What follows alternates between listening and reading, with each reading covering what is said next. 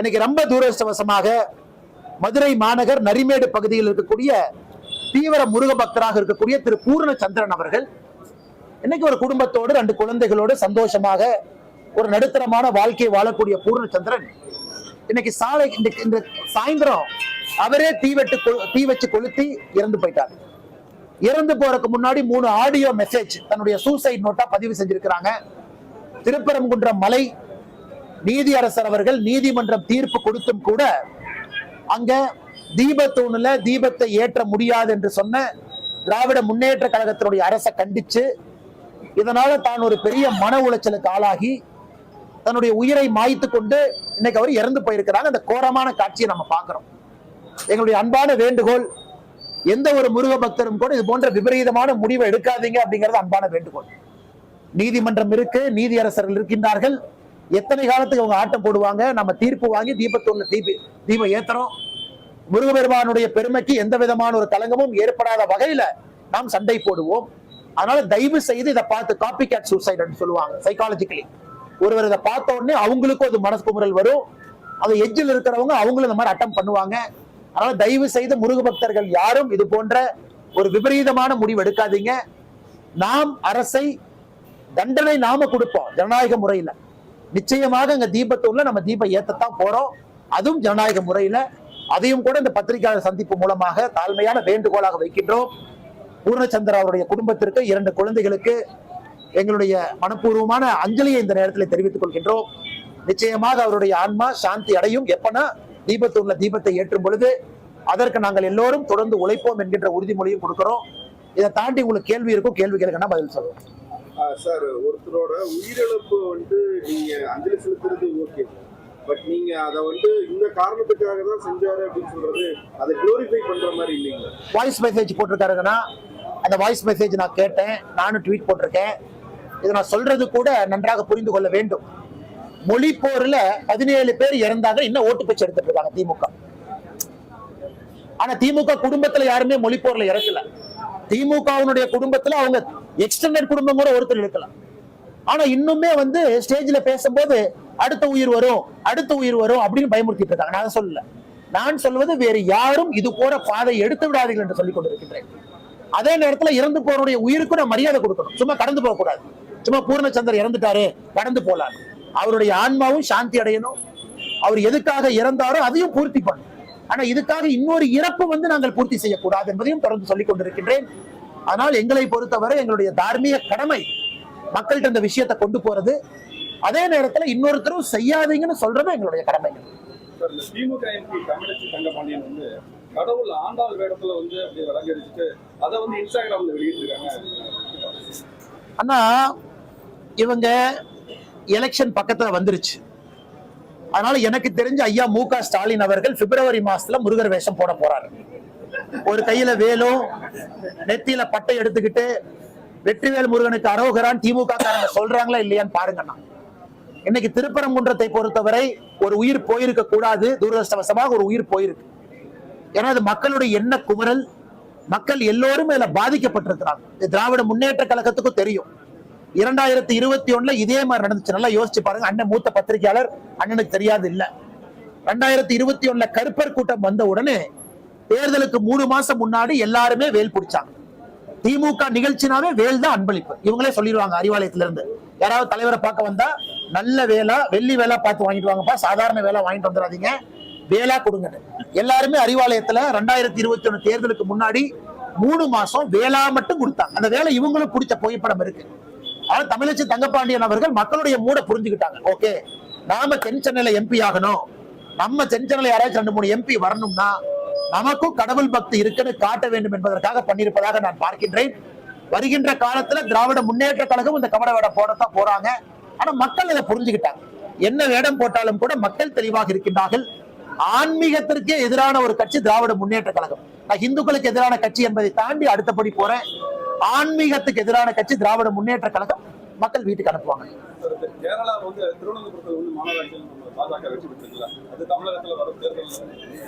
கேரளாவை பொறுத்தவரை நல்லா புரிஞ்சுக்கணுங்கன்னா, கேரளா நான் பிரச்சாரத்துக்கு நிறைய போயிருக்கேங்கன்னா அந்த காரியகர்த்தர்களோடு பழகக்கூடிய வாய்ப்பு எனக்கு இருக்கு. அவங்க வித்தியாசமான காரியகர்த்தர்கள், ஒரு துணிவோட நிப்பாங்க. ஒரு நாள் இல்லை என்றால் ஒரு நாள் பாரதிய ஜனதா கட்சி ஆட்சிக்கு வரும் நிக்கிறவங்க கேரளா காரியகர்த்தர்கள். அதுக்காக ஏகப்பட்ட உயிரை கொடுத்திருக்கிறாங்க. இந்தியாவில் கேரள மாநிலத்துல RSS இயக்கமும் பாரதிய ஜனதா கட்சியும் கண்ணூரில் இருந்து பாலக்காடு வரை அவர்கள் கொடுத்திருக்கக்கூடிய உயிர் பலி என்பது எந்த மாநிலத்துல யாரும் கொடுக்கல. இன்னைக்கு அதே உயிர்ப்பு தமிழ்நாடு காரியகர்த்தான் இருக்கு. நாங்களும் இங்கே ஒரு நாள் இல்லை என்றால் ஒரு நாள் இங்க ஆட்சிக்கு வரணும் அப்படின்னு. கேரளாவை பொறுத்தவரை ஒரு நாள்ல நாங்க வரலீங்கன்னா 2020 உள்ளாட்சி தேர்தலில் திருவனந்தபுரத்துல 35 சீட் இருந்தோம். 35 சீட் அதிகாரப்பூர்வமான எதிர்கட்சி. நாங்க அதிகாரப்பூர்வமான எதிர்கட்சி. கம்யூனிஸ்ட் கட்சி 50க்கு மேல அவங்ககிட்ட கவுன்சிலர் இருந்தாங்க. கம்யூனிஸ்டுடைய மேயர் இருந்தாங்க.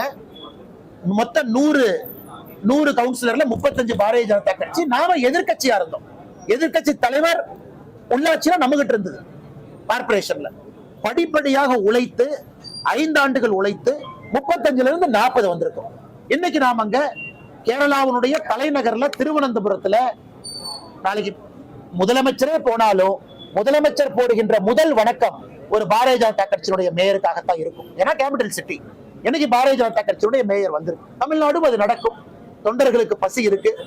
ஒரு இயக்கத்துக்கும் அந்த வெறி இருக்கணும். தொடர்ந்து நிக்கணும், எலெக்ஷன்ல நிக்கணும், தனியா நிக்கணும், வெற்றி தோல்வியை பார்க்க கூடாது, படிப்படியாக வாக்க உயர்த்திக்கிட்டே வரணும். கேரளா இன்னைக்கு செஞ்சிருக்கிறாங்க. ஆனால் நிச்சயமாக 2026 சட்டப்பேரவை தேர்தலும் கேரளால பெரிய எண்ணிக்கையில நான் சட்டமன்ற உறுப்பினர்களை தனிப்பட்ட முறையில எதிர்பார்க்கிற காரணம் அடிக்கடி கேரளா சுற்றுப்பயணம் பண்றதுனால நிச்சயமாக தமிழ்நாட்டிலும் அந்த வாய்ப்பு வரும். அதற்காக நாங்கள் காத்து கொண்டிருக்கின்றோம். இன்னைக்கு பாரதிய ஜனதா கட்சியினுடைய தலைவர்கள் என்ன சொல்லி இருக்கின்றார்களோ தொண்டர்கள் அந்த வேலையெல்லாம் நாங்க செஞ்சுக்கிட்டு இருக்கோம். ஒரு நாள் அது தமிழ்நாட்டிலும் அது நடக்கும். அதற்காகத்தான் நாங்கள் அந்த கட்சியில வாழ்ந்து கொண்டிருக்கின்றோம். அதற்காகத்தான் அந்த கட்சியில பயணம் செய்கின்றோம். பாரதிய ஜனதா கட்சி ஐடென்டிட்டியோட பாரதிய ஜனதா கட்சியினுடைய ஆட்சியாளர்களை பார்க்கணும். அது பஞ்சாயத்து தலைவர்கள் ஆரம்பித்து உள்ளாட்சியில, கார்பரேஷன்ல, எம்எல்ஏக்கள் எல்லா இடத்திலும் இந்த முறை அதிகமான எண்ணிக்கையில பாரதிய ஜனதா கட்சியினுடைய எம்எல்ஏக்கள் சட்டமன்றத்துக்குள்ள போகணும். காலம் வரும், பொறுத்திருப்போம், கடுமையாக உழைப்போம், நமக்கும் அது நடக்கும். எங்களுடைய வணக்கத்தை தெரிவித்துக் கொள்கின்றோம். கொஞ்சம் தாமதமா உங்களை சந்திக்கிறோம், அதுக்காக மன்னிப்பு கேட்டுக்கிறோம். நீங்க போராட்ட காலத்துல இருந்து கூடவே இருக்கிறீங்க. ஆனா உங்களுக்கு இந்த பிரச்சனை தெரியும். அதாவது திருப்பூர் மாநகராட்சி எல்லைக்குள்ள உற்பத்தி ஆகக்கூடிய குப்பை சராசரியாக ஒரு நாளைக்கு 700 டன் உற்பத்தி ஆகும். பெரும் குப்பை ஜெனரேட் பண்றாங்க, பல்க் வேஸ்ட் ஜெனரேட்டர்னு சொல்றாங்க. இந்த கம்பெனி மாதிரி நிறுவனங்கள் ஜெனரேட் பண்ணக்கூடிய குப்பைகள், சாதாரண வீடுகள் ஜெனரேட் பண்ணக்கூடிய குப்பைகள், இது எல்லாமே 2016 மத்திய அரசு இந்த திட மேலாண்மையை எப்படி மேனேஜ் பண்ணணும் அப்படிங்கறதுக்காக கைட்லைன்ஸ் கொடுத்திருக்கிறாங்க. குப்பைகள் சேகரிக்கக்கூடிய இடத்திலேயே தரம் பிரிக்கணும். அதன் பிறகு பல்க் வேஸ்ட் ஜெனரேட்டர், பெரிய நிறுவனங்கள் குப்பை இருந்ததுன்னா அவங்களே அதை மேனேஜ் பண்ணிக்கணும். ஆனா திருப்பூர் மாநகராட்சியை பொறுத்தவரை டோட்டல் ஃபெயிலியர். இங்க இருக்கக்கூடிய மேயர் திரு தினேஷ்குமார் அவர்கள் இந்த குப்பையை வச்சு ஒரு லாபம் பார்க்கிறாரு. இந்த குப்பையை வச்சு மேனேஜ் பண்ணக்கூடிய நிறுவனங்க இவங்க நிறைய குப்பை நிறுவனத்துக்கு கொடுத்தா மட்டும்தான் இவங்களுக்கு கமிஷன் வரும் என்கின்ற ஒரே காரணத்தினால அதை முதலிவாளையம் போன்ற பகுதியில 2021 வரை கொட்டிக்கிட்டு இருந்தாங்க. அப்படியே குப்பையை கொண்டு போய் தரம் பிரிக்காம அப்படியே கொட்டுறது. ஒரு நாளைக்கு நீங்க 600-700 டன் கொட்டினா என்ன யோசிச்சு பாருங்க.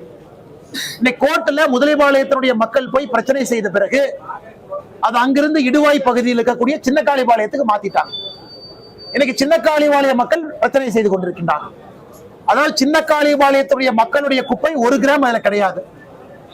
1 கிராம் கூட அவங்களுடைய குப்பை கிடையாது. முழு மாநகராட்சியினுடைய குப்பையை கொண்டு எங்க கொட்டி படிப்படியாக அவங்க குடிக்கக்கூடிய குடிநீர் எல்லாம் மாசுபடுத்தி, ஆடு மாடுகள் குடிக்கக்கூடிய தண்ணீர் எல்லாம் மாசுபடுத்தி, அங்க இருக்கக்கூடிய பிரச்சனைகள், மக்களுக்கு எல்லா விதமான பிரச்சனைகளை உருவாக்கி, எப்படி சின்னக்காளிபாளையத்தில் இன்னைக்கு போயிருக்கிறாங்க. முதலிவாளையத்தை பார்த்தாவே நமக்கு தெரியும். குறை பிரசவத்துல குழந்தைகள் அங்க பிறக்கிறாங்க. ஸ்கின் நோய்கள். இது முழுவதுமாக திருப்பூர் மாநகராட்சியினுடைய பொறுப்பு. அவங்க ஜெனரேட் பண்ணக்கூடிய குப்பையை மாநகராட்சிக்குள்ளேயே தரம் பிரித்து அவங்க வேலை செய்யணும். இன்னைக்கு திருப்பூர் மாநகராட்சியில மட்டுமே 28 எம்சிசி என்பது குப்பைகள் மறுசுழற்சி மையம் மிஷின். 28 மிஷின்ல 5 மிஷின் மட்டும்தான் வேலை செய்யுது. 23 மிஷின் வேலை செய்யல. ஒப்புக்கு சப்பானியா ஒரு மிஷின், ஒப்புக்கு சப்பானியாக குப்பை எடுத்து அப்படியே கொண்டு கிராமத்துல டம்பிங் யார்டு மாதிரி கொட்டுறாங்க. இதனால் என்ன நடக்குதுன்னா, கிராமத்தில் இருக்கக்கூடிய பொதுமக்கள் ஆர்ப்பாட்டம் பண்றாங்க. அந்த ஆர்ப்பாட்டத்துல யாரோ மேயரை பத்தி தப்பா பேசிட்டாங்க அப்படிங்கறதுக்காக திருப்பூர் மேயர் என்ன சொல்றாரு, திரு தினேஷ் அவர்கள், நீங்க மன்னிப்பு கேட்டா உங்க ஊர்ல குப்பை கொட்ட மாட்டேன். போன ஞாயிற்றுக்கிழமை அன்னைக்கு சின்னக்காளிபாளையத்துடைய ஊருடைய பொதுமக்கள் போய் மன்னிப்பு கேட்டு வீடியோ கொடுக்கும் அளவுக்கு இங்க அரசியல் இருக்கக்கூடிய அதிகாரத்தில் இருக்கக்கூடிய தலையில பித்து பிடிச்சு பைத்தியம் பிடிச்சு சுத்திக்கிட்டு இருக்கிறாங்க. அந்த சின்ன காளிவாளையத்தினுடைய கூலி வேலை செய்யக்கூடிய பெண்கள் இருந்து விவசாய தலைவர்கள் வரை மன்னிப்பு கேட்க வைத்து அதுல ஒரு சந்தோஷம் அவங்களுக்கு. அதன் பிறகு குப்பையை கொட்ட மாட்டேன் நீங்க மன்னிப்பு கேட்டுன்னு அனுப்பிச்சிட்டு செவ்வாய்க்கிழமை காலையிலிருந்து மறுபடியும் குப்பையை கொட்ட ஆரம்பித்திருக்கிறாங்க. அதுல 10 பேர்த்த கைது பண்ணிருக்கிறாங்க. பாரதிய ஜனதா கட்சியை சார்ந்த 6 பேரு, உள்ளூர்காரங்க 4 பேர். அதை கண்டித்து இன்னைக்கு திருப்பூர் மாநகராட்சி நாங்க ஆர்ப்பாட்டம் பண்றதுக்காக முதல் பர்மிஷன் எங்க கேட்டோம், சின்ன காளிபாளையத்துல. அதற்கு அனுமதி இல்ல. ஊரு ஃபுல்லா கர்ஃபியூ போட்ட மாதிரி போட்டு வச்சிருக்கிறாங்க. 2வது நம்முடைய மாவட்டத்தினுடைய தலைவர் மாநகராட்சியில கேட்டாங்க, சொல் இடத்துல செய்யறோம், அதுவும் இல்லை. நான் சென்னையிலிருந்து வந்து கோயம்புத்தூர் வந்து இந்த ஆர்ப்பாட்டத்துக்கு வருவதற்காக என்னை சென்னை கோயம்புத்தூர் வீட்டு சிறை வைப்பதற்காக முயற்சி பண்ணாங்க. மருத்துவமனைக்கு போனேன், மருத்துவமனையில அங்க 4 காவல்துறை அதிகாரிகள்.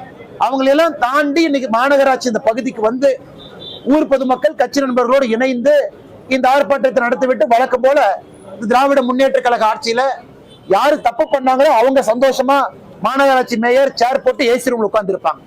ஆனா தப்பை எதிர்த்து யாரு கேள்வி கேட்கிறாங்களோ ஆயிரக்கணக்கான மக்களை கைது செய்து மண்டபத்தில் அடைச்சு வைப்பாங்க. அதான் இன்னைக்கு நடந்திருக்கு.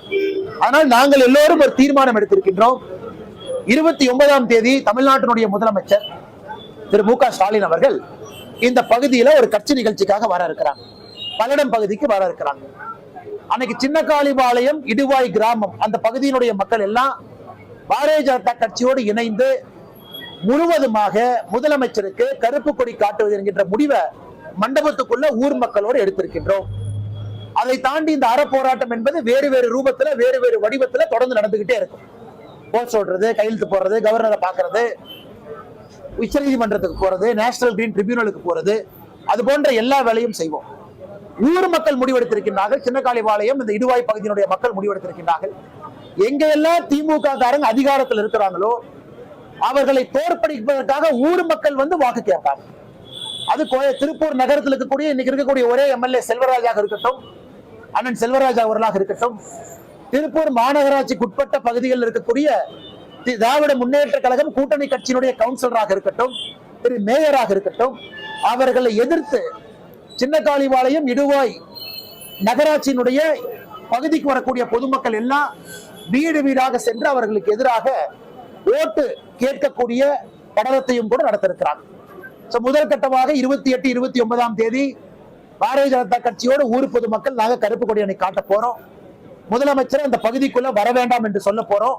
இப்படிப்பட்ட மோசமான ஒரு மேயரை கொடுத்ததுக்காக, இப்படிப்பட்ட மோசமான ஒரு நிர்வாகத்தை நடத்துவதற்காக இன்னைக்கு இந்த முனிசிபாலிட்டி கார்பரேஷன் இந்த துறையினுடைய அமைச்சர் திரு கே என் நேரு அவர் மீது என்போர்ஸ்மெண்ட் டைரக்டரேட் அமலாக்கத்துறை 2 நோட்டீஸ் அனுப்பிச்சிருக்காங்க. ஒண்ணுல 888 கோடி ரூபாய் ஊழல் செஞ்சிருக்காங்க, ஒண்ணுல 1024 கோடி ஊழல் செஞ்சிருக்காங்க. அதுக்கு எஃப்ஐஆர் கிடையாது. இந்த துறையினுடைய அமைச்சர் கே என் நேரு செய்த ஊழலுக்கு இதுவரை தமிழகத்தினுடைய காவல்துறை எஃப்ஐஆர் போடல. ஆனா இவங்க குப்பையை கொண்டு போய் சின்ன காளிபாளையத்துல கொட்டுறாங்க பட்டி கேட்ட பொதுமக்கள் மீது எஃப்ஐஆர். அதுல முருக பக்தர்கள் இருக்கிறாங்க, மாலையெல்லாம் கழட்டிட்டு ஜெயிலுக்கு போயிருக்கிறாங்க. இன்னைக்கு அந்த குடும்பத்தை பார்த்தோம், குழந்தைகளை பார்த்தோம், அந்த அழுகுறல கேட்டோம். தப்பே செய்யாத ஊர் மக்களை பிடிச்சு 12 செக்ஷன்ல வழக்கு, 12 செக்ஷன்ல. அதாவது காவல்துறை பணிக்கு வந்த பெண் காவல்துறை சிப்பந்திகள் மீது தவறாக நடந்தாங்க. இந்த அநியாயத்தெல்லாம் பார்த்திருக்கீங்களா? ஹராஸ்மெண்ட் ஆஃப் உமன் கம்ப்ளைண்ட் யாரு? Police constable. காவல்துறை டியூட்டியில இருந்த போலீஸ் கான்ஸ்டபிள்கிட்ட தவறாக நடந்தாங்க அப்படி எல்லாம் எஃப்ஐஆர் போட்டு 12 செக்ஷன் போட்டு உள்ள வச்சிருக்கிறாங்க. என்ன மக்கள் செய்த போராட்டம் தவறே கிடையாது. நாங்கள் அதே தான் செய்ய போறோம். அதனால் நிச்சயமாக இதை நாங்கள் விடப்போவது கிடையாது. இதை ஒரு தீர்வுக்கு கொண்டு செல்லும் வரை நாங்கள் விடப்போவது கிடையாது. எங்களுடைய மேயரோ மக்களுடைய அதிகாரம் பெற்றிருக்கக்கூடிய கவுன்சிலரோ அடிப்படை வேலையை செய்யாம, குப்பையை பிரிக்காம, குப்பையை திருப்பூர் மாநகராட்சிக்குள்ளேயே சுத்திகரிப்பு செய்யாம அதை கொண்டு போய் பக்கத்து கிராமத்துல போட்டு அந்த கிராம மக்களுக்கு பெரும் பிரச்சனை ஏற்படுத்தி கொண்டிருக்கின்றார்கள். இது முதல் பகுதிகள். இன்னைக்கு ஆர்ப்பாட்டம் நடந்தது, காவல்துறை தடுத்தும் கூட ஆர்ப்பாட்டத்தை நடத்தினோம். காவல்துறை கைதுக்கு கூட அஞ்சாமல் ஆயிரம் பொதுமக்கள், பாரதிய ஜனதா கட்சியுடைய தலைவர்கள், தொண்டர்கள் வந்திருக்கின்றார்கள். எல்லோருக்கும் இந்த நேரத்தில் எங்களுடைய மனப்பூர்வமான நன்றிகளை தெரிவித்துக் கொள்கின்றோம். மக்களோடு தொடர்ந்து இருப்போம் என்கின்ற உறுதிமொழியும் கூட இந்த நேரத்தில் உங்களுக்கு நாங்கள் கொடுக்கிறோம். எவ்வளவு பெரிய செய்தியாக அது மாறி இருக்கிறது. அதே மாதிரி பாத்தீங்கன்னா காங்கிரஸ் மூத்த தலைவர் சிவகுமார் வந்து இந்த மகாத்மா காந்தி ஊரக வேலை திட்டத்தை பெயர் மாத்தின மாதிரி ரூபாய் நோட்ல மகாத்மா காந்தி படத்தை பாஜக எடுக்குமாறு கேட்டு ஆனா திரு சிவகுமார் அவர்கள், அதாவது இந்தியால ஊழல் செய்து சிறைக்கு போய் திகாருக்கு போய் வெளியே வந்து மகாத்மா காந்தியை பத்தி பேசுறதுக்கு ஒருத்தருக்கு அருகதை இல்லை அப்படின்னா அது டி கே சிவகுமார் அவர்கள். டி கே சிவகுமார் அவருக்கு நான் ஒரு கேள்வி கேட்கிறேன். 2005 திட்டத்தை கொண்டு வந்தீங்க. 2005 மகாத்மா காந்தி பேரே வைக்கல. நண்பர்கள் நல்லா புரிஞ்சுக்கணும். இந்த 100 நாள் வேலை வாய்ப்பு திட்டம் 2005 வந்த திட்டம். பேர் வைக்கல. 2006 பேர் வைக்கல. 2007 பேர் வைக்கல. 2008 பேர் வைக்கல. நீங்க பேர் வச்சதே அக்டோபர் 2009. ஆனா என்ன பாடம் இன்னைக்கு பாரதிய ஜனதா கட்சிக்கு எடுக்க நினைக்கிறாங்க? முதல் 5 ஆண்டுகளே மகாத்மா காந்தி அவருடைய பேரை வைக்காமத்தான் இந்த 100 நாள் வேலை வாய்ப்பு திட்டம் நடந்துச்சு. அதுக்கப்புறம் 2009 அக்டோபர்ல தான் பேரே வைக்கிறாங்க. ஆனா பாரத பிரதமர் நரேந்திர மோடி அவர்கள் ஆட்சி அமைத்து 2014 ஒரு பெரிய திட்டமான ஸ்வச் பாரத் மிஷன் SBM, அந்த பெரிய திட்டத்திற்கு நாங்கள் வைத்த முதல் பேரே மகாத்மா காந்தியினுடைய பேர் இன்னைக்கு இருக்கு. இன்னைக்கு திட்டத்தினுடைய தன்மை மாறி இருக்கு. 20 ஆண்டுகள் திட்டம் கிராமப்புறத்தில் இருக்கக்கூடிய வறுமையை ஒழிக்கணும். அதான் 20 ஆண்டுகளுக்கான திட்டம். 2025 இதனுடைய கூர்மைப்படுத்தி இருக்கிறாங்க. விக்ஷித் பாரத், வளர்ந்த ஒரு பாரதத்தை உருவாக்கணும். அதற்காகத்தான் விக்ஷித் பாரத் அப்படிங்கிற பேர் அதுல வந்திருக்கு. அதிலும் நீங்க நல்லா உத்து பாத்தீங்கன்னா ராம் அப்படிங்கிற ஒரு சப் நேமும் உள்ள இருக்கும். ராமனுடைய பக்தர் மகாத்மா காந்தி. இறக்கும் பொழுது கூட தீய சக்தின்னு சொல்றாங்க. பாரதிய ஜனதா கட்சியும் தீய சக்தின்னு பல காலமா சொல்லிட்டு இருக்கிறோம். அதனால இது ஒண்ணும் தீய சக்தி தான் திமுக. தீய சக்தின்னு ஒரு வீட்டில் இருக்கக்கூடிய பெண்மணி இன்னைக்கு சொல்றாங்க. எனக்கு அதான் முக்கியம். இந்த சினிமா ஸ்டார் சொல்றாங்க, பெரிய அரசியல் தலைவர் சொல்றாங்க, பெரிய ஒரு உயரத்துல இருந்து சொல்றாங்க. வீட்டில் இருக்கக்கூடிய ஒரு சாதாரண பெண்மணி, வீட்டில் இருக்கக்கூடிய மிடில் கிளாஸ் ஒரு பெண்மணி, அவங்க இன்னைக்கு திமுகவை தீய சக்தின்னு சொல்றதை நான் கேட்கிறேன். எனக்கு அது பெரிய வார்த்தை. ஏன்னா இன்னைக்கு சாதாரண அடித்தட்டு மக்களுடைய வாயிலிருந்து திராவிட முன்னேற்ற கழகம் தீய சக்தின்னு சொல்ல ஆரம்பிச்சிருக்கிறாங்க. அது வாக்கு பெட்டியில EVM மிஷின்ல அது மாறும். அதனால் திமுக தீய சக்தி என்பது ஊரறிந்த ஒன்று. யாரோ ஒருத்தர் மேடையில சொல்லித்தான் தெரியணும்னு அவசியம் இல்லை. புரட்சி தலைவர்லாம் எப்பவோ அதை சொல்லிட்டாங்க.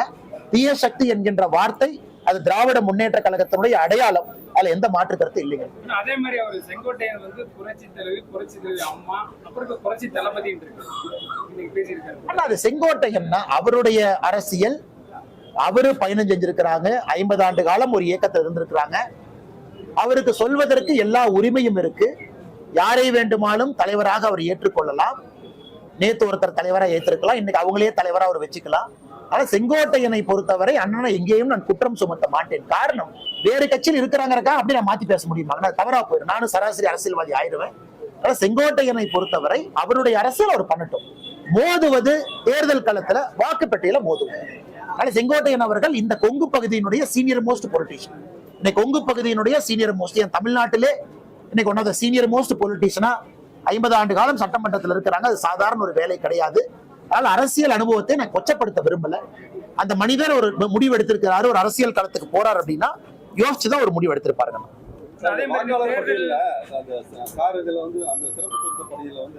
தொடர்ந்து திமுக உள்ளிட்ட கட்சிகள்லாம் வந்து எதிர்ப்பு தெரிவிக்கிறாங்க.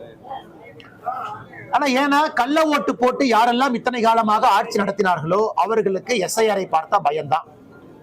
இன்னைக்கு தமிழகத்துல நேற்று புதுச்சேரியில இருந்தாங்கன்னா 1 லட்சத்தி மொத்த புதுச்சேரியினுடைய 10 லட்சம் வாக்காளர்கள்ல 1,03,000 வாக்காளர்கள் நீக்கப்பட்டிருக்கிறாங்க. அப்படின்னா 10%. புதுச்சேரியில 10% நீக்கப்பட்டிருக்கிறாங்க. கோவாலையும் கிட்டத்தட்ட 11% நீக்கப்பட்டிருக்கிறாங்க.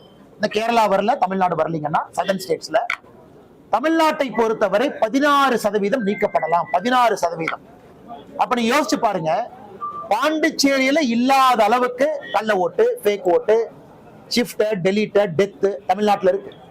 கோவா 11% தான், புதுச்சேரி 10%. அதனால இன்னைக்கு இத்தனை காலமாக ஆட்சி செய்த திராவிட முன்னேற்ற கழகம் புரிந்து கொள்ள வேண்டும். பாண்டிச்சேரியில காங்கிரஸ் கட்சிக்கு பிரச்சனை இல்லை. நேற்று நான் முழுவதும் பாண்டிச்சேரியில இருந்தேங்கன்னா SIR வந்த பிறகு பாண்டிச்சேரியில வரைவு வாக்காளர் பட்டியல் 16ஆம் தேதி வெளியிட்டாங்க. காங்கிரஸுக்கு பிரச்சனை இல்லை. கோவால வரைவு வாக்காளர் பட்டியல் 16ஆம் தேதி வெளியிட்டாங்க. காங்கிரஸுக்கு, ஆம் ஆத்மி கட்சிக்கு பிரச்சனை இல்லை. தமிழ்நாட்டுல மட்டும் திராவிட முன்னேற்ற கழகத்துக்கு என்னென்ன பிரச்சனை? நேர்மையாக திராவிட முன்னேற்ற கழகத்தினுடைய BLA உட்கார்றாங்க. பாரதிய ஜனதா கட்சியினுடைய BLA இருக்கிறாங்க. ADMK BLA இருக்கிறாங்க. நாம் தமிழர் கட்சி BLA இருக்கிறாங்க. திரு விஜய் அவர்களுடைய BLA இருக்கிறாங்க. காங்கிரஸ் கட்சியினுடைய BLA இருக்கிறாங்க. அவங்க முன்புதான் BLO அந்த வேலையை செய்யறாங்க. எப்படி ஃப்ராடு பண்ண முடியும்? இந்த வரைவு வாக்காளர் பட்டியல் என்பது ஒரு BLO 68,000 BLO கொடுத்ததை சேர்த்து அவங்க வெளியிடுறாங்க. ஒரு BLOவும் எல்லா அரசியல் கட்சிகளையும் உட்கார வச்சு செய்யும் பொழுது எப்படி அது ஃப்ராடு நடக்குங்கண்ணா? அதனால திராவிட முன்னேற்ற கழகத்தை பொறுத்தவரை போகாத ஊருக்கு வழி சொல்லி கொண்டிருக்கின்றார்கள். நிச்சயமாக அவர்களுக்கு தெரியும் கள்ள ஓட்டு போட்டு ஜெயிக்க முடியாது SIR வந்த பிறகு. அதனால புலம்பிக் கொண்டிருக்கின்றார்.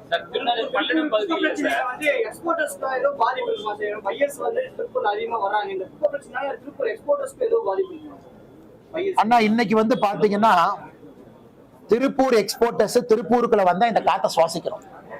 அவங்க மாஸ்க் போட்டு வர அளவுக்கு தான் திருப்பூர்ல நிலைமை இருக்கு. இந்த குப்பையெல்லாம் செக்ரிகேட் பண்ணாம அங்கங்க குப்பை மேடுகளா போட்டு இன்னைக்கு திருப்பூருடைய ஏர் குவாலிட்டி இண்டெக்ஸை பாருங்க, AQI பாருங்க. ஒரு டாலர் சிட்டி, இந்தியாவுடைய பொருளாதாரத்திற்கு 50,000 கோடி கான்ட்ரிபியூட் பண்ற சிட்டி. யோசிச்சு பாருங்க, 50,000 கோடி குறைந்தபட்சம் உள்நாட்டுக்குள்ள. எக்ஸ்போர்ட் எல்லாம் சேர்த்துனீங்கன்னா கிட்டத்தட்ட 80,000 90,000 கோடி இந்த சின்ன ஊரு கொடுக்குதுங்கண்ணா. சின்ன ஊரு, சாதாரண உழைப்பாளிகள் இருக்கக்கூடிய ஊர்ல, பெரும் உழைப்பாளிகள் இருக்கக்கூடிய ஊரு, பெரும் தொழிலாளர்கள் இருக்கக்கூடிய எல்லாரும் சேர்ந்தா கட்டினாங்க. உழைப்பாளிகள் தொழிலாளர்கள் சேர்ந்தா கட்டினாங்க. இன்னைக்கு அந்த ஊரை குப்பை மேடாக மாற்றி வச்சதுதான் இந்த மாநகராட்சியினுடைய சாதனை. இந்த மாநகராட்சி இன்னைக்கு மாநகராட்சி கேட்கிறேன்னா மாச கவுன்சிலருக்கு குப்பை கமிஷன் 50,000 ரூபாய் கொடுக்குறாங்களே இல்லையான்னு கேளுங்க. இல்லைன்னா ப்ரூஃப் நான் கொடுக்குறேன்.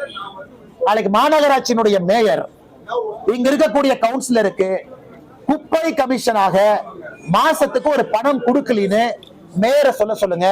எப்படி கொடுக்கிறாரு நான் சொன்ன பிறகு மேயர் பதவி விட்டு போகணும். ஸ்ரீனிவாசங்கிற கம்பெனி உள்ள கொண்டு வர்றேன், கமிஷன் எப்படி போகுதுன்னு நான் சொல்றது. அடுத்த கட்ட போராட்டம். இன்னைக்கு அந்த போராட்டத்துக்குள்ள இல்லைங்க, அடுத்த கட்டத்துக்கு போறோம். கவுன்சிலரு, ஆளுங்கட்சி கவுன்சிலரு கமிஷன் வாங்கிட்டு தான் கவுன்சிலரா இருக்கிறாங்க. திருப்பூர் என்ன பண்ணி வச்சிருக்கீங்க? சின்ன பின்னமாக்கி கால் வைக்க முடியாத அளவுக்கு திருப்பூர் மக்களுக்கு முதலிபாளையத்துக்கு சண்டை, முதலிபாளையத்துக்கும் சின்ன காளிபாளையத்துக்கு சண்டை. எனக்கு இந்தியா பாகிஸ்தான் மாதிரி 2 கிராம மக்கள் சண்டை போட்டுக்கிறாங்க. முதல்ல ஊர்ல கொட்டினாங்க, இன்னைக்கு ஏன் ஊர்ல. இதுக்கெல்லாம் காரணம் யாரு? சாட்சாத் திருப்பூருடைய மேயர். திருப்பூருடைய மேயர் ஞாயிற்றுக்கிழமை நடந்த வீட்டு கூட்டத்துல 12 பேர் சின்ன காளிபாளையத்துல இருந்து வந்தாங்கன்னா, நான் குப்பை கொட்ட மாட்டேன், என் குழந்தைகள் மீது சத்தியம்னு சொல்லி அனுப்பிச்சாரா இல்லையான்னு கேளுங்க. அதை நம்பித்தானே அவங்க போனாங்க. இவங்க கமிஷன் வாங்குறதுக்காக இப்படிப்பட்ட மாநகராட்சி, இப்படிப்பட்ட மாநகர குப்பை மாநகராக மாத்தி வச்சிருக்கிறாங்க. எங்கள் கோவை யாரு மேலே கிடையாது. நான் மக்கள் குப்பை போடுவாங்கன்னா அந்த குப்பையை செக்ரிகேட் பண்றதா நம்ம வேலை. அக்கா 2 டஸ்ட்பின் இருக்கு, இதுக்குள்ள குப்பையை போடுங்க, நீங்க அதிகமா போட்டா ஃபைன் போடுவோம். நீங்க குப்பையை தரம் பிரிக்கலன்னா மாசம் நான் ஃபைன் அனுப்புவேன். நீங்க பெரிய நிறுவனமா, பல்க் வேஸ்ட் ஜெனரேட்டரா, நீங்க சரியா குப்பை கல்லால்னா ஃபைன் அனுப்புவேன். இதெல்லாம் நம்ம கடமை. ஆனா யாரையிலையும் நான் பகைச்சிக்க மாட்டேன், யாருக்கும் ஃபைன் போட மாட்டேன், எல்லாருக்கும் நான் நல்ல பிள்ளையா இருக்கணும்னா எப்படி அரசியல் இருக்க முடியும், ஆட்சியில் இருக்க முடியும்? நாளைக்கு திருப்பூரை பொறுத்தவரை 29ஆம் தேதி என்ன நடக்குன்னு மட்டும் நீங்க பாருங்க. முதலமைச்சருடைய கண்ணுக்கு இது போயிருக்கும் நான் நம்புறேன். அதனால முதலமைச்சர் அடுத்த கேள்விங்க, சர்வ சிக்ஷா அபியான் ஒரு திட்டத்தை நம்ம கொண்டு வந்தோம். இந்தியா முழுவதுமே கல்வி முக்கியத்துவம் கொடுத்து போனோம். அதன் பிறகு நம்முடைய மிகப்பெரிய திட்டமே மிகப்பெரிய திட்டமே ஸ்வச்ச பாரத் மிஷன், குப்பையை தரம் பிரிக்கிறோம். இது மிகப்பெரிய திட்டம். இதுல இன்னைக்கு நம்ம ரேங்க் போடுறோம். தூய்மையான நகரங்கள் என்ன 10 லட்சம் பேருக்கு மேல இருக்கக்கூடிய நகரங்களை பிரிக்கிறோம். இந்தியால கடைசி பொசிஷன்ல இருக்கிறது மதுரை. 10 லட்சம் பேருக்கு இருக்கக்கூடிய நகரத்துல இந்தியால கடைசி ரேங்க் மதுரை. வெக்கப்படும். நியாயமா இது மாதிரி வந்திருந்தா மதுரை மேயர்ல இருந்து எல்லாம் ரிசைன் பண்ணிட்டு வீட்டுக்கு போயிருக்கணும். பண்ணல. திருப்பூர் அந்த கேளுங்க, 3 லட்சத்துல இருந்து 10 லட்சம் பேர் இருக்கிற நகரம் 95 நகரத்தை பட்டியல் போட்டாங்க. 95 நகரம். 94வது நகரம் ஈரோடு, 77வது நகரம் திருப்பூர். இன்னைக்கு நாம இங்கிருந்து வடக்க பான்பராக்கு வாய அப்படிலாம் நம்ம இங்கிருந்து சில தலைவர்கள் சொல்றாங்க, அவங்கள பார்த்து தவறா பேசுறாங்க. அவங்கள பார்த்து இண்டோர் நம்பர் 1, வடக்கில் இருக்கக்கூடிய நகரங்கள் எல்லாம் நம்பர் 1, நம்பர் 2, நம்பர் 3. அவங்க நமக்கு பாடம் எடுக்கிறாங்க குப்பையை பத்தி. நாம வளர்ந்த நாடு, வளர்ந்த தேசம் நாம பேசிக்கிட்டு இருக்கோம். திருப்பூர் மாநகரம், உங்க ஊருங்க நான் பேசிட்டு இருக்கிற நம்ம ஊரு 77வது ரேங்க், 95 ரேங்க்ல. எப்படி மக்கள் உங்களை மன்னிக்கலாங்கன்னா, குழந்தைகள் இந்த ஊர்ல வளர்றாங்க, அந்த குழந்தைகள் இந்த சுவாசத்தை சுவாசிக்கிறாங்க. பெரியவர்கள் 80 வயசு 90 வயசு பெரியவங்க இந்த காற்றை சுவாசிக்கிறாங்க. எப்படி திராவிட முன்னேற்ற கழகத்தினுடைய இந்த கார்பரேஷனை எப்படி மன்னிச்சு விட முடியும்? நீங்களே சொல்லுங்க. எப்படி மன்னிச்சு விட முடியும்? இல்ல நாங்க ரேங்க் முதல் ரேங்க் வாங்கிட்டோம், அதுவும் கிடையாது, ஃபெயில் மார்க். கடைசி rank Madurai, fail mark. Madurai மக்கள் மேல தப்பு இல்ல, அருமையான மக்கள். கார்பரேஷன் மாநகராட்சி ஃபெயில் மார்க். சென்னை 38வது ரேங்க், ஃபெயில் மார்க். கோயம்புத்தூர் 28வது ரேங்க், ஃபெயில் மார்க். 95 பேர்த்துல 94 ஈரோடு, 77 திருப்பூர். இதை பத்தி நம்ம பத்திரிகையில எழுதணுங்க. நீங்களாம் ஒரு பெரிய கட்டுரை போட்டு ஆல் இந்தியா லெவல் இண்டோர் இன்னைக்கு இந்தியால பெஸ்ட் வேஸ்ட் மேனேஜ்மெண்ட் அருமை, ஒன் ஆஃப் த ஃபைனஸ்ட் அவங்க தான். அதை இங்கிருந்து போனவங்க எல்லாம், அது பாரதிய ஜனதா கட்சி ஆளுகின்ற மாநிலமா இருந்தாலும் திருப்பூர்ல இருந்து உங்க போய் ஸ்டடி பண்ணணும் என்ன இண்டோர்ல பண்றாங்க, எப்படி இண்டோர் முதல் ரேங்க்ல இருக்கு. மைசூர் ஆளுகின்ற காங்கிரஸ் ஆக இருந்தாலும் மைசூர் அவங்களும் நல்லா பண்றாங்க. மாற்று கட்சி நான் ஒத்துக்கிறேன், நல்லா பண்றாங்க மைசூர்ல. எல்லா இடத்தையும் போய் ஸ்டடி பண்ணிட்டு இங்கே வந்து அவங்க ஸ்டடி பண்ணணும்.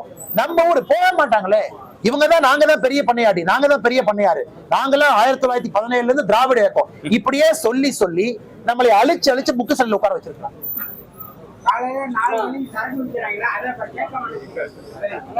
தேர்தல் வர்றதை முன்னிட்டு நியாயமான கருத்துக்குன்னு, அதனால நீங்க சொன்னது ஒரு இன்ஸ்பிரேஷனா எடுத்துக்கிட்டுங்கண்ணே. நாம ஏனே ஒரு புத்தக கண்காட்சி நடத்தக்கூடாது? ஆனா நியாயமான கேள்வி தானே கேட்கிறேன். நாம ஏனே நடத்தக்கூடாது? நாம நடத்துவோம், எல்லாத்துக்கும் வாய்ப்பு கொடுப்பேன். திராவிட அரசியலா உங்களுக்கு வாய்ப்பு கொடுக்குறோம், எல்லாரும் வந்து வைங்க. புத்தக கண்காட்சி நாம எங்க நடத்தக்கூடாது? கரெக்டான கேள்வி தானே கேட்கிறாரு. நீங்க போராட்டம் பண்றீங்க இல்ல அண்ணே, நாம வந்துங்கண்ணே நாங்க புத்தக கண்காட்சி கையில் எடுக்கிறோம். நாம அதுக்குன்னு வந்து மறுக்கிறக்காக இல்ல, எல்லாரும் வந்து வைங்க, எல்லாருக்கும் வாய்ப்பு கொடுங்க. நீங்க சொன்ன மாதிரி ஆன்மீகம் சம்பந்தப்பட்ட எந்த புத்தகமே வைக்க கூடாதுன்னு கம்யூனிஸ்ட் கட்சிக்காரங்க இந்த புத்தக கண்காட்சி வைக்கிறாங்க. அரசு கிட்ட சொன்னா அவங்களும் செய்ய போறது, நாங்க சேலஞ்ச் எடுத்து பண்றோம். தேங்க்யூ அண்ணே, நாங்க சேலஞ்ச் எடுத்து பண்றோம். எல்லாருக்கும் வாய்ப்பு கொடுத்து பண்றாங்கன்னு இந்த ஆண்டு நீங்க பாருங்க.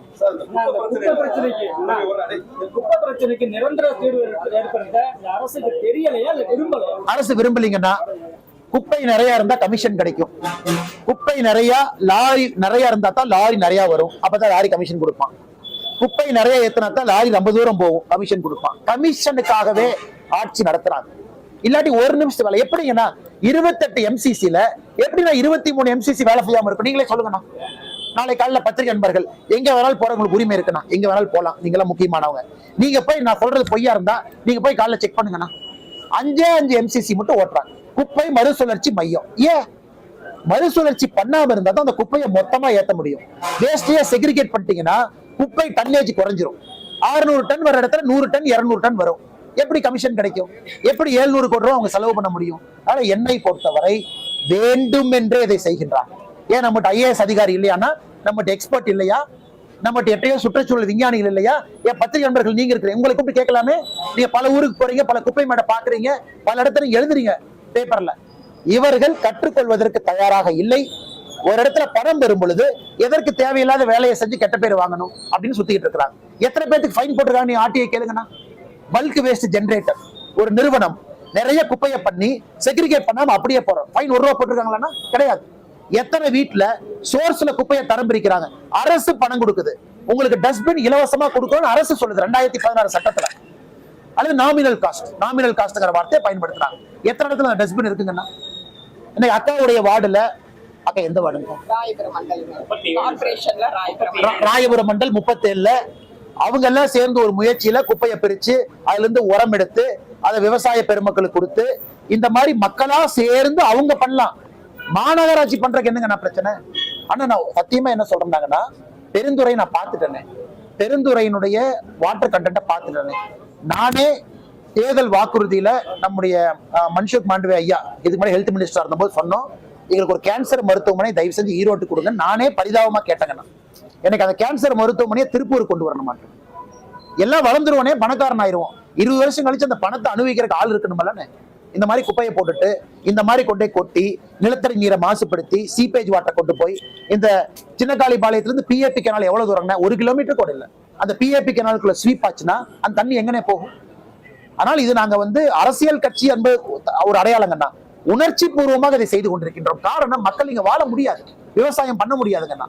அதனால இப்பவாவது திருப்பூர் மாநகராட்சி விழிச்சுக்கிட்டு 1 மாசத்துக்குள்ள நாங்க குப்பையை வெளியே கொடுக்க மாட்டோம், திருப்பூர் மாநகராட்சியினுடைய குப்பையை திருப்பூர் மாநகராட்சிக்குள்ளேயே நாங்க சுத்தம் பண்ணி அதை உரமா மாத்தி அந்த உரத்தை ஒரு காசுக்கு வித்து அந்த காசை மாநகராட்சிக்கு வருவாயா எடுக்கணும். அது அறிவாளித்தனம். குப்பைக்கு கை காசு கொடுத்து குப்பை அலசணும் அறிவாளித்தனமாகனா? எத்தனையோ மாநகராட்சி குப்பை மூலமா பணம் சம்பாதிக்கிறாங்க, குப்பையை வித்து உரம் பண்ணி பணம் சம்பாதிக்கிறாங்க. நம்ம மாநகராட்சி குப்பையை எடுத்துட்டு போற காசு செலவு பண்ணா அது அறிவு இருக்கிறவங்க செய்யற வேலையா அறிவு இல்லாத செய்யற வேலையா? நீங்க சொல்லுங்கண்ணா. சார் இப்ப திருப்பூர் மாநகராட்சி திரும்பவும் வந்து முதலிபாளையத்துல ஒரு 17 ஏக்கரை வந்து இது அடுத்த கொடுமைங்கண்ணா, வாங்குற மாதிரி அடுத்த கொடுமை. ஏற்கனவே 1,20,000 டிடிஎஸ் அளவுக்கு அங்க ஆமா. நிலத்தை பாதிக்கப்பட்டிருக்கு. அண்ணன் சொல்றது அப்சல்யூட்லி கரெக்ட். முதலிவாளித்து மக்கள் வந்து பெட்டிஷன் கொடுத்துருக்காங்க, போட்டோ கொடுத்தாங்க. அண்ணே கல்குவாரிக்குள்ள கொட்டிட்டாங்க, நாங்க கோர்ட்டுக்கு போய் நிறுத்திட்டோம். கல்குவாரியை ஒட்டி 17 ஏக்கர் இருக்கு, சமமான பூமி. இன்னைக்கு சமமான பூமின்னு சொல்லி அதையும் வாங்க பாக்குறாங்க. வாங்கிட்டாங்கன்னா மறுபடியும் அதுக்குள்ள கொட்டணும். அவங்க கொண்டு வந்ததுல ஒருத்தர் யாரு பெட்டிஷன் கொடுக்க வந்தாரோ அவருக்கு 5-6 மாசத்துல குழந்தை பிறந்திருக்கு, அவருக்கு சொந்த பர்சன். ஏன்னா அங்கிருந்து ஒரு 400 மீட்டர்ல ஒரு வீடு, அவர் வீட்டு கிணத்தண்ணி எல்லாம் காமிச்சார், பாத்தீங்கன்னா ரெட் கலர்ல இருக்கு. அவருக்கு அவருடைய மனைவிக்கு 6 மாசம் குறைப்பிரசவம். எப்படின்னா நாம ஏத்துக்க முடியும்? எப்படி ஏத்துக்க முடியுங்கன்னா மறுபடியும் அதே ஏரியால போவேன். 2016 சட்டம் போட்டோம், பணம் கொடுத்திருக்கோம், செய்யுதுன்னு சொல்றோம். இந்தியால எல்லாருமே செய்யறாங்க, இண்டோர் காரங்க செய்யறாங்க, பீகார்ல செய்யறாங்க, தமிழ்நாட்டுல செய்யறதுக்கு என்னங்கன்னா பிரச்சனை? சென்னையிலயும் பண்ண மாட்டாங்கண்ணா. இன்னைக்கு கொண்டே குப்பை இங்க போடுவாங்க, 1 வருஷம் கழிச்சு இந்த குப்பை மேட்டை இங்க போடுவாங்க, 2 வருஷம் கழிச்சு இங்க போடுவாங்க, 3வது வருஷம் இங்க போடுவாங்க. மாத்தி மாத்தி பரமப்பதம் ஆடுற மாதிரி குப்பை மேட்டை ஷிஃப்ட் பண்ணிட்டே இருந்தா எப்படி மக்கள் ஒரு ஊர்ல வாழ முடியுங்கன்னு? அதனால நாங்கள் இதுல உறுதியா இருக்கோம். முதலமைச்சர் எதிர்த்து கருப்பு கொடி காட்டணும் அப்படிங்கறது எங்க விருப்பம் கிடையாது. வேற என்ன சொல்யூஷன் நீங்க சொல்லுங்க. யார்கிட்ட போய் பேசுறதுன்னு? மேயர்கிட்ட பேசியாச்சு, கைதும் ஆயாச்சு, ப்ரொட்டஸ்டும் பண்ணியாச்சு, அதுக்கும் கைதாயாச்சு. வேற என்ன வழிதான் எங்களுக்கு ஜனநாயகத்தில் இருக்கு? நீங்களே சொல்லுங்க. தமிழகத்தில் இந்த சட்டவிரோதமாக வந்து கனிம வள கடத்தல் அதிகமாக காணப்படுது. நீதிமன்றமே வந்து புடிச்சு வச்சிருக்குது. அது அரசியல் பலமும் ஆள் பலமும் நீதிமன்றம். ஆனா இன்னைக்கு கனிம வளத்தின் மூலமாக அரசுக்கு வரக்கூடிய வருமானம் என்பது less than 100 crore. இதான் பட்ஜெட் டாக்குமெண்ட்ல அண்ணன் தங்கம் தென்னரசு அவர் போடக்கூடிய பட்ஜெட் எடுத்து படிச்சு பாருங்க. கனிம வளம் மூலமாக அரசுக்கு வரக்கூடிய வருமானம் 100 கோடி ரூபாய்க்கு குறைவு. ஆனா அவங்க வெட்டி எடுக்கிற கனிம வளம் ஒரு வருஷத்துக்கு சராசரியாக 1 லட்சம் கோடி ரூபாய். கேரளாக்கார எவ்வளவு விவரம் பாருங்க, அவங்க ஊர்ல மண்ணே விட மாட்டோம். இந்த இன்வெஸ்ட் தமிழ்நாட்டுல நம்ம டிஆர்பி ராஜான்னு பெருமையா சொல்றாரு, கேரளாக்காரங்க எங்க கிட்ட வந்து மண்ணு வாங்குறதுக்காக ஒப்பந்தம் போட்டிருக்காங்க அப்படின்னு சொல்லிட்டு அதை வெக்கமே இல்லாம ட்விட்டர்ல வேற போடுறான். அவர் விவரமா இருக்கிறனால மண்ணை நம்ம கிட்ட வந்து வாங்குறான். அவங்க ஊர் மண்ணை கொடுக்க கூடாது, ஏன்னா அவங்க சந்ததியினருக்கு மண் இல்லாம எப்படி வாழுவாங்க. இன்னைக்கு நம்ம மண்ணையும் கொடுக்கறோம், அதுக்கு ஒப்பந்தமும் போடுறோம், அந்த கேரளா கார்பரேஷனோட ஒப்பந்தம் போட்டு ட்விட்டர்லயும் போடுறோம். அது தெரியலீங்கன்னா அறிவு இருக்கிறவங்க செய்யற வேலையான்னு நீங்க பாருங்கன்னா. அதனால வெறும் 100 கோடி ரூபாய்க்கு கீழே தான் இவர்களுக்கு வருமானம் வருது. சின்ன வேண்டுகோள் சார், இந்த மண்டல செஞ்ச மாதிரியே திருப்பூர்ல இருக்க எல்லா மண்டலத்திலயும் இளைஞர் அணி பிஜேபியில நல்லா செயல்படுறாங்க. அவங்கள பயன்படுத்தி நான் உங்களுக்கு ஒரு உறுதிமொழி கொடுத்திருக்கோம். நாங்க புத்தக கண்காட்சி நடத்துறோம், அது விடல சார். மிச்சத மக்கள்கிட்ட பத்திரிகை நண்பர்கள் மூலமா பேசுறோம். இத பார்த்த மக்கள் டிவியில பார்ப்பாங்க, மக்களுக்கு ஒரு வேள்வி வரும், மக்கள் கேள்வி கேட்பாங்க. அதுவும் செய்யறோம்னா கட்சி சார்பா என்ன செய்யணுமோ சக்திக்கு உட்பட்ட அளவுக்கு அதுவும் செய்யறோம்.